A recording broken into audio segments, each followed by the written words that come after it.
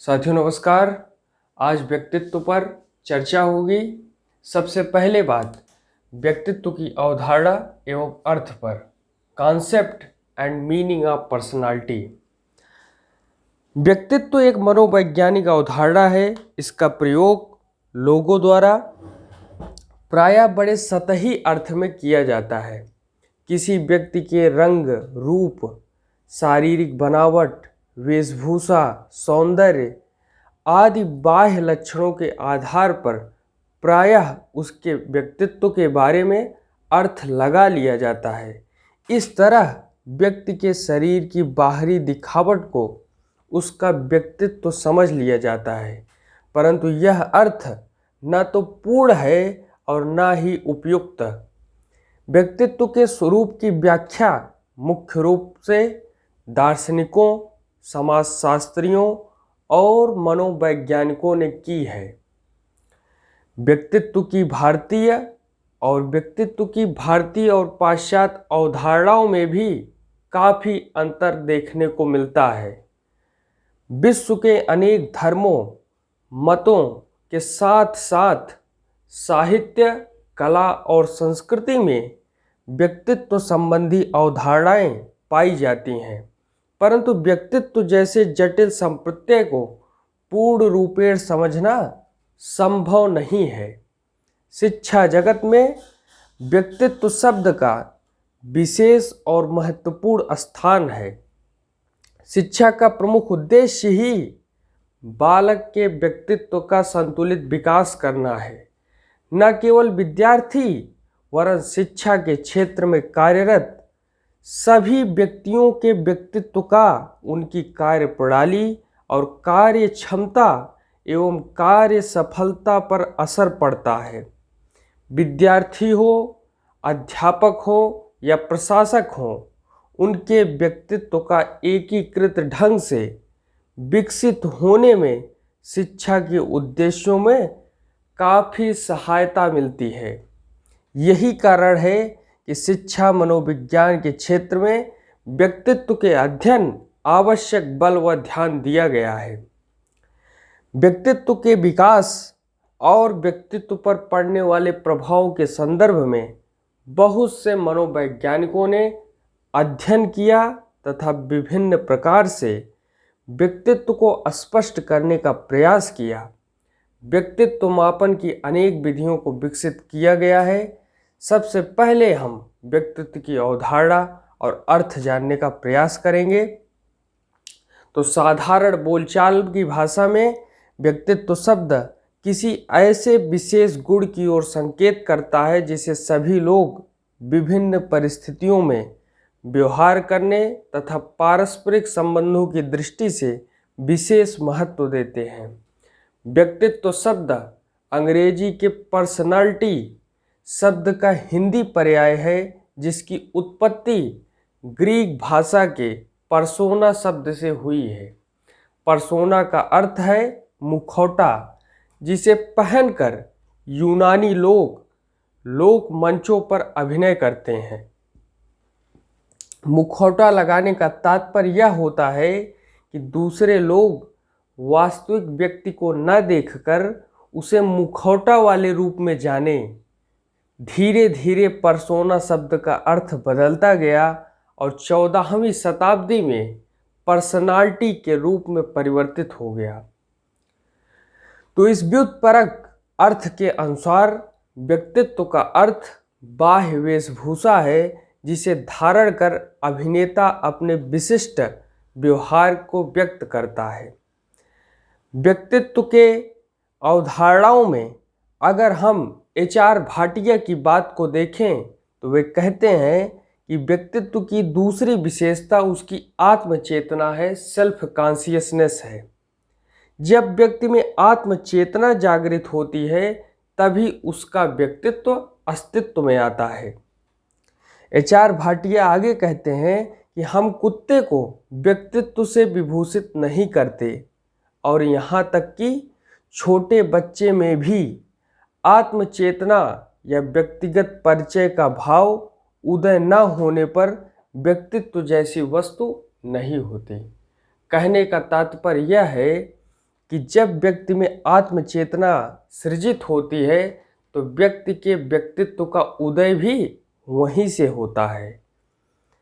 आगे व्यक्तित्व कुछ दैहिक व्यवस्थाओं अथवा व्यवहार संबंधी विशेषताओं और क्रियाकलापों का एक संयुक्त संगठन है। व्यक्ति के व्यक्तित्व को उसके जैविक और सामाजिक अथवा वंशानुक्रम और वातावरण संबंधी पक्षों से अलग करके व्याख्यायित नहीं किया जा सकता। यानी व्यक्ति के व्यक्तित्व का व्यवहार उसके जैविक, सामाजिक, वंशानुक्रम और वातावरण संबंधी पक्षों से अलग करके व्याख्यायित करना गलत है। ये सारी चीज़ें व्यक्ति के व्यक्तित्व से जुड़ी हुई होती हैं।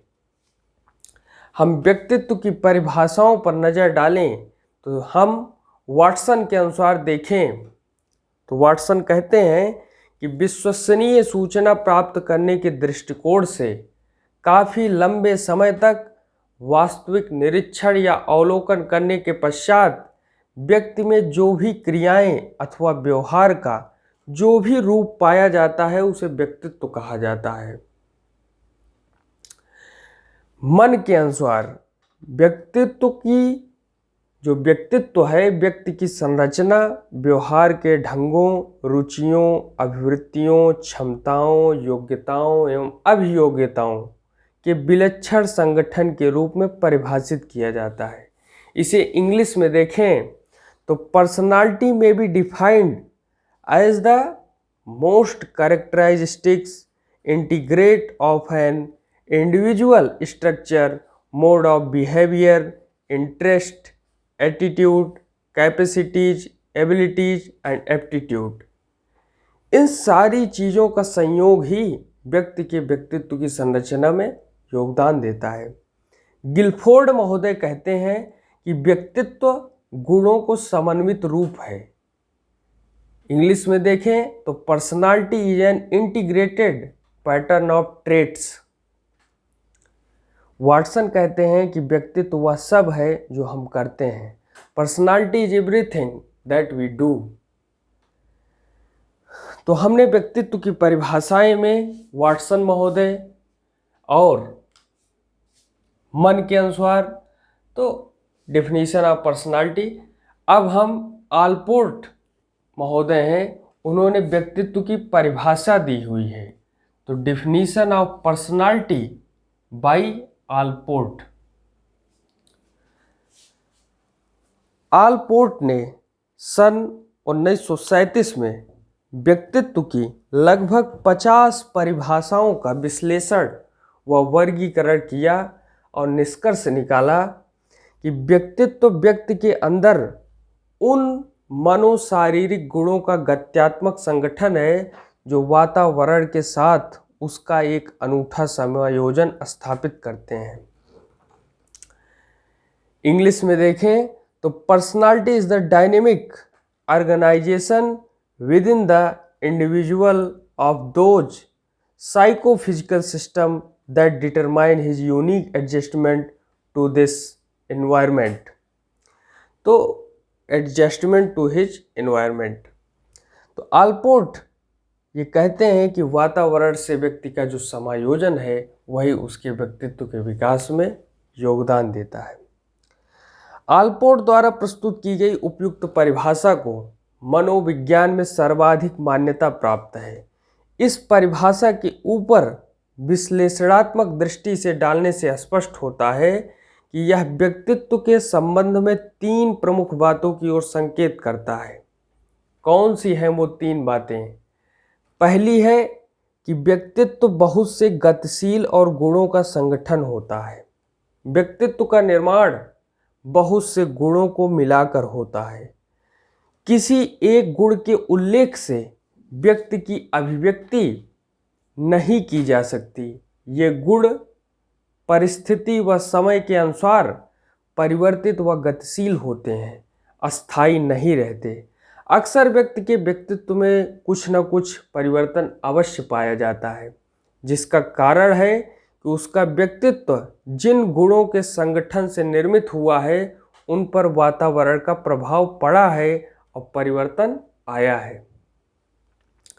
आलपोर्ट ने दूसरी बात बताई है कि व्यक्तित्व में मनो तथा शारीरिक दोनों ही प्रकार के गुण समाहित रहते हैं। तीसरी बात है कि व्यक्तित्व वातावरण से समायोजन स्थापित करने में प्रमुख भूमिका निभाता है। अब हम व्यक्तित्व के कुछ शील गुण हैं। शील गुण को इंग्लिश में क्या कहेंगे? Traits, traits of personality.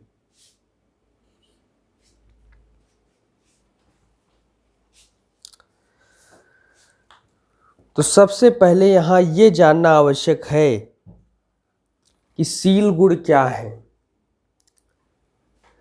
तो वे 20 तत्व जिनसे व्यक्तित्व का निर्माण होता है उन्हें हम क्या कहते हैं? शील गुण। तो व्यक्तित्व के प्रमुख पक्ष ही उसकी विशेषताएं मानी जाती हैं। इस दृष्टि से गत्यात्मकता, परिवेश के प्रति अद्वितीय समायोजन, मनोशारीरिक गुण, व्यवहार निर्धारण के आधार, व्यवस्थित संगठन आदि व्यक्तित्व की प्रमुख विशेषताएं हैं। गैरेट महोदय ने कुछ बातें बताई हैं। क्या कहा है उन्होंने? कि व्यक्तित्व के गुण अर्थात ट्रेट्स व्यवहार करने की निश्चित विधियां हैं जो कि व्यक्ति में बहुत अस्थायी होती हैं। व्यक्तित्व के गुण व्यवहार के बहुसंख्यक स्वरूपों का वर्णन करने की स्पष्ट और संक्षिप्त विधियां हैं। व्यक्तित्व के विभिन्न गुण मानव व्यवहार में दिखाई पड़ते हैं, जैसे आत्मविश्वास, आत्मनिर्भरता, सामाजिकता, प्रभुत्व की भावना इत्यादि। गैरेट महोदय और भी बातें बताते हैं। वे कहते हैं कि मानव व्यवहार के विभिन्न स्वरूपों का वर्णन करने वाले व्यक्तित्व के गुणों के लिए अंग्रेजी भाषा में कम से कम 18,000 विशेषणों का प्रयोग किया जा सकता है। बहुत बड़ी बात है अपने में। तो वे मनोवैज्ञानिकों में शील गुणों की संख्या के बारे में मतैक्य नहीं है, फिर भी व्यवस्थित व्यक्तित्व में सामान्यतः कुछ गुणों के दर्शन होते हैं। उन गुणों के दर्शनों के बारे में हम चर्चा करेंगे।